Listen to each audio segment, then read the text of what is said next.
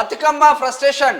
Andhra Telangana sentiment కోసం ప్రయత్నాలు. ఆంధ్ర వాళ్లకు ఉద్యోగాలు ఇస్తున్నారు. టీఎస్పీఎస్సీ చైర్మన్ మహేందర్ రెడ్డిని తొలగించాలి.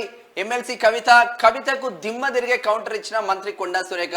నిజంగానే ఆరోపణలు వచ్చినాయి, తొలగించాలని. మరి జనార్దన్ రెడ్డి పైన మార్నింగ్ న్యూస్ వేదికగా మా సుదర్శన్ అన్ననే కోట్ల ఆయనకు బయట బోలెడు ఆరోపణలు, కానీ ఎందుకు తీసేయలేదంటే ఆమెకప్పుడు ఆమె ఎవ్వరికి ఉద్యోగాలు ఇవ్వమంటే వాళ్ళకి ఇచ్చేసిండు ఆయన.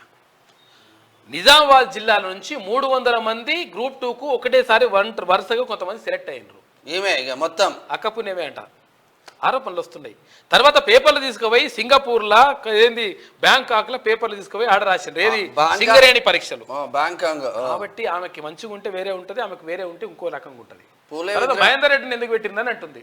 మరి మహేందర్ రెడ్డి గారిని మీరే డీజీపీ కొనసాగింది, అప్పుడు ఎందుకు అనలేదమ్మా? మరి గుర్తుకు రాలేదా?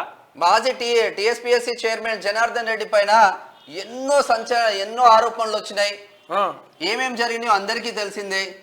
మల్లన్న మొత్తం బయట పెట్టిండు. బీఆర్ఎస్ ప్రభుత్వంలో 5 సంవత్సరాలు డీజీపీగా పనిచేసినటువంటి వ్యక్తిని, బీఆర్ఎస్ తీసుకున్నటువంటి అనేక నిర్ణయాలలో పాత్ర ఉన్నటువంటి ఒక వ్యక్తిని తీసుకొచ్చి ఇవాళ టీఎస్పీఎస్సీ చైర్మన్గా మీరు చేయడం జరిగింది.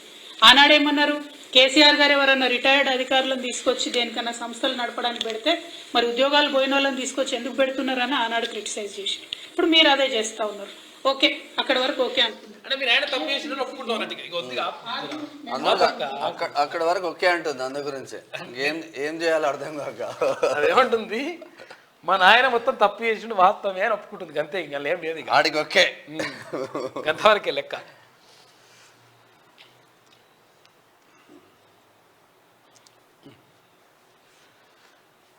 ఇక ఏముంది, ఆమె బతుకమ్మ ఫ్రస్ట్రేషన్ అయిపోయింది.